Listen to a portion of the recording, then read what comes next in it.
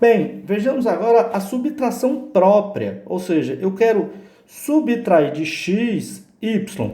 Então, eu vou fazer a subtração própria, definir ela como, se o x é maior ou igual que y, eu vou simplesmente fazer a subtração de x por y.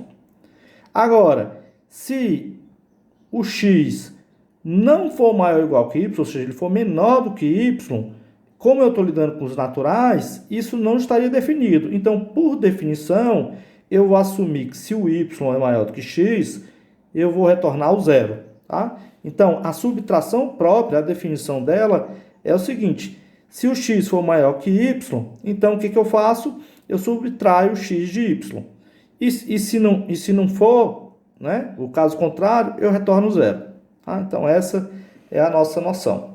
Então, se eu fosse definir isso de forma recursiva, certo? O que eu tenho que fazer? No caso base, ou seja, x menos zero, né? Ou seja, o caso base, eu simplesmente retorno x. Qualquer número que eu subtrair de zero é o próprio número. Então, basta eu fazer a projeção 1 do x, né? Então, essa é a nossa função f, né? No nosso esquema de definição recursiva. Ou seja, é simplesmente retornar o x. Tá? Se eu tenho o x, subtração própria de y mais 1, né? O que eu vou fazer? Eu vou simplesmente fazer o antecessor de quem? De x menos y. Ou seja, eu vou chamar minha função recursivamente x menos y e aplicar um antecessor dele. Ou seja, quem seria isso aqui? Seria o antecessor da projeção 3, 3 de x1, x2, x3. Essa seria a nossa função, né? Que é quem é o a de x3. Tá? Ou seja, no nosso caso ali, né? A nossa função g, né? O terceiro argumento, quem seria? Né?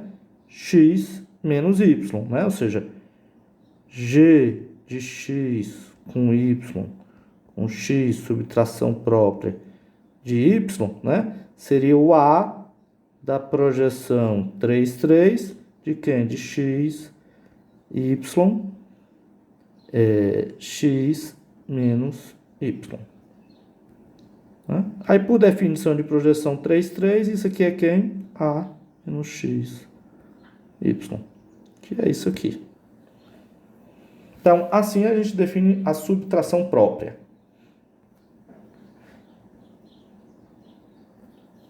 Bem, se eu quisesse agora a diferença absoluta entre x e y, ou seja, eu quero saber quão distante x está de y, de forma absoluta, né? Então, basta eu fazer a subtração própria de x menos y e somar isso com y menos x, né?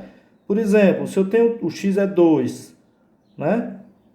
Menos 3, o valor absoluto disso aqui é quem? É 2 menos 3, mais 3, subtração própria de 2. Ora, quem é 2 menos 3, por definição? Isso aqui é 0, mas quem é 3 menos 2? Isso aqui é 1. Então, qual é o retorno que eu vou dar? 1. Esse é o valor absoluto, certo? Ou seja, se o x for maior ou igual que y, vai ser esse retorno aqui. Se for menor, né, vai ser esse outro, tá? Porque em um dos dois casos ele vai ser 0, né? Que é como a gente definiu aqui em cima. Então, a diferença absoluta, né? O valor absoluto da diferença de x por y, a gente vai usar com essa barrinha, x menos y, tá? E, de novo, como eu defini isso aqui como função primitiva recursiva, certo? Então, eu consigo definir a partir da soma, que é função primitiva recursiva, e da subtração própria, a diferença absoluta.